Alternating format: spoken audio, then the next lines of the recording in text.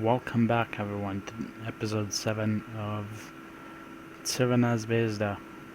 Our Rise to the Top begins here. Yes, as you can still probably tell, I cannot remember the title that I set last night, which is fine. Doesn't matter. We've got a lot of events to recap since the last episode, which you recall was against Southampton, 4-1 win. Again, a quick recap of that. 3 goals by Hugo Vieira.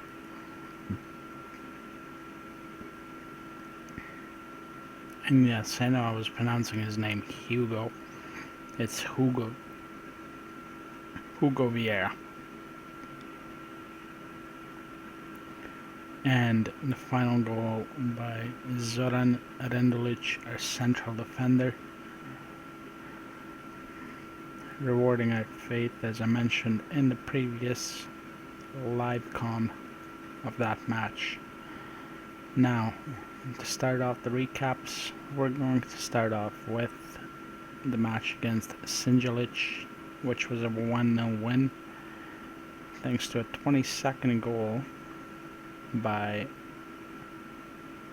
Katai. Alexander Katai's third goal of the season brought us the win here. Following the win against Sinjalic, we played against our, I would say, sister club. Technically it's affiliate club. I don't know how this works. I'm Serbian. I still don't understand how the affiliation system works, because OFK Beograd and Crvena Zvezda are in the same damn league. But either way, on to the quick recap of this match, and Hugo Vieira manages to get a very big goal for us here. That was his 10th goal in 9 appearances. Very worthy of highlighting. Next, we have a Euro Cup qualification match against Nogometni Klub Maribor from Slovenia. And NK Maribor versus Crvena Zvezda. Again, a decent match here. Actually, that's not the right goal to show. No, it is Katai's goal. Again, we're going to replay that because I messed up. Puts us up 1-0, so let's take a look. Take another look at that. Pardon me. Lucho, nice pass to Katai, 1-0, Crvena Zvezda. Now, following this, we went up 2-0. Luka Jovic struck again just 2 minutes later. There's David Jovic. Unbelievable assists. Sorry, David Donald. I meant to say Donald. My mistake. Then came a complete collapse. 2-1 comes here. Mendy plays a beautiful crossover to Hajric. He finds Moravic. I'm sorry, Ranko Moravic. Inside the box, it's 3-1. Here's 3-2. I'm sorry, 2-2. There was 2-1. Here's 2-2. Marcos Tavares. 2-2. And finally the winning goal. Jean-Philippe. Well, I'll pronounce his name in a minute. Jean-Philippe Mendy.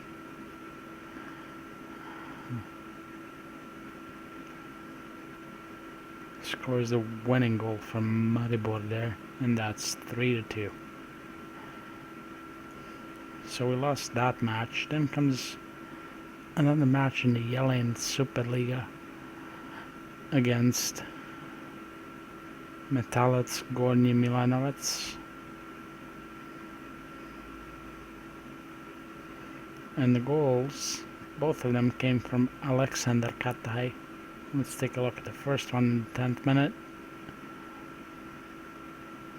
There's Lucho with a beautiful cross inside the box. Tries to find Jovic, fails, but Katai gets on the end of that. Well, failed cross. I was going to say rebound, but... And then the second goal in the 25th minute, again by Alexander Katai, as I mentioned earlier. Beautiful first touch shot into the corner of the net, 2-0. So that was it for that match right there.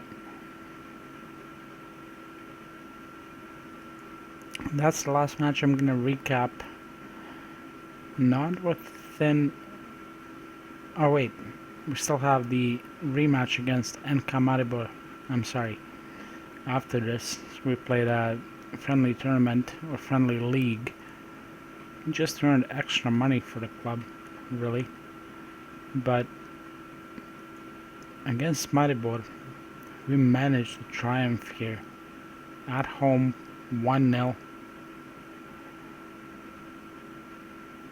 And Srđan Plavšić put us through on away goal difference. We go through to the group stage.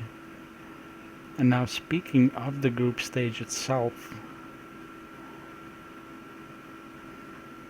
I mean, it's crazy. We've gotten drawn against some pretty good teams. For example, our group consists of Schalke, Club de Bruges, Vitória de Guimarães, Vitória. We'll leave it at that for this episode. I'll pronounce it right in the next one because coincidentally our first match will probably be coming up against them. And then of course ourselves. We're not the favorites to win the group. Not with the likes of Schalke. I'm not sure I'm going to match preview right there. But continuing my recap, against NK Maribor, Plavšić scored that goal, and that was a very good brace for us to put us into the group. Now we organized a friendly league here between ourselves, Parma, Slavia Sofia, and Aris Thessaloniki. Pardon me. All three matches surprisingly went to TV scheduling. But following that is the part of the recap that's probably going to highlight this entire episode right here. Just an unbelievable win. What is a divisional team in Serbia, actually. What I should mention before we go anywhere further beyond this exact point is that within Serbia, I've put in a database that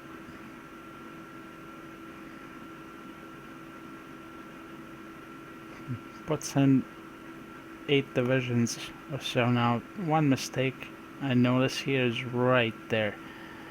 And again, this year I wasn't going to use this right here, but the right name is Prva Liga Serbia, not Prva, as in Polish, which nothing wrong against Poland. I have a lot of Polish friends, so either way, this should be Prva Liga Serbia. So we quickly edited that. Now, Druga Liga Serbia, that's right, treća zona grupa 1, 2, 3, druga zona grupa 1, druga zona grupa 2, 3, treća zona grupa 1. So what this basically means is that we have all the zonal leagues in Serbia.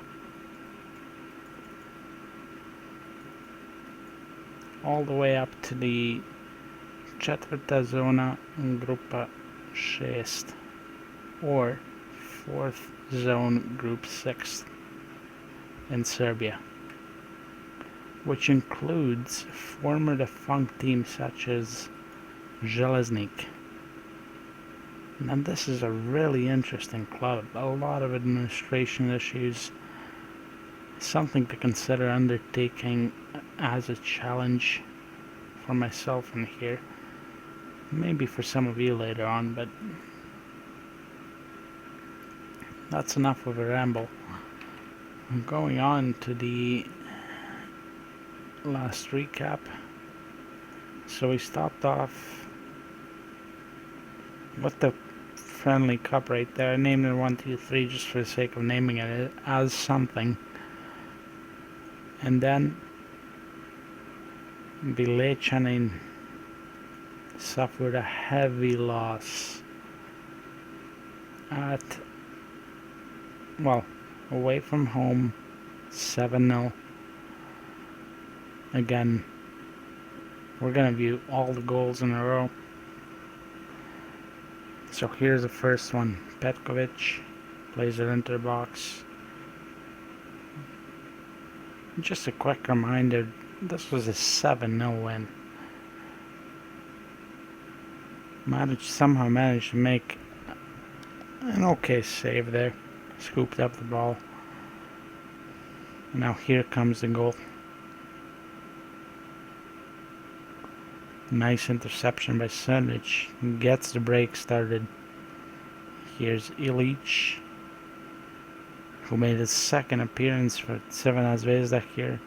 Young 17-year-old Luka Ilić has potential to play up front with Luka Jovic, and there's Vladimir Jovovic. And his goal, 1-0. Here's 2-0 for Crvena Zvezda.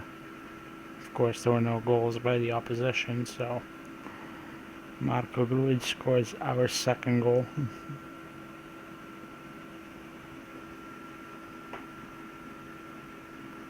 Here's number 3. Ilić pays dividends, second game in a row.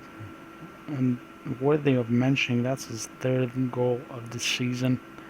The young rookie, 17 years old, proving his worth right now. Now, the things I definitely have to mention within the scope of this episode is that Luka Jovic had an offer from Real Madrid. I wasn't happy with the offer. They didn't give me enough money for him. And I've talked to Luka, but he wasn't quite happy about it. But either way, he's staying with the club. The transfer window's over. Luka Jovic is still here. We come back to the match here.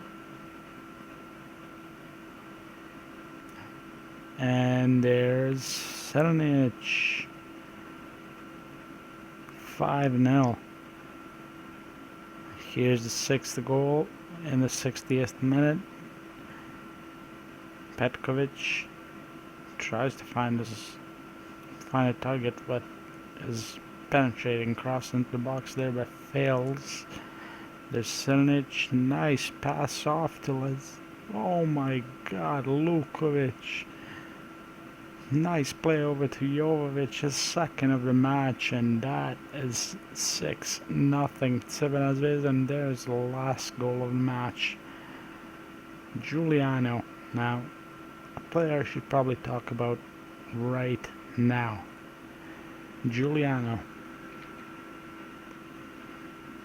our second signing since we took over the club. I've decided to bring him in because he's 28. Looking at his history, we can't tell much at all. But either way, he's coming in. He's got decent defending attributes. Again, if we highlight that,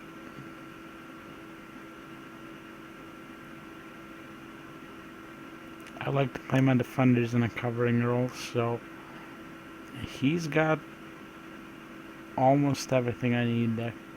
Lacking in determination, but he's 28 years old, not likely we can improve that. The rest of it, I should say the rest of it, his attributes are fine for what we require here. Marking at 13, tackling at 13, heading at 13, concentration at 11, could use a slight improvement. We could probably get him working on that, but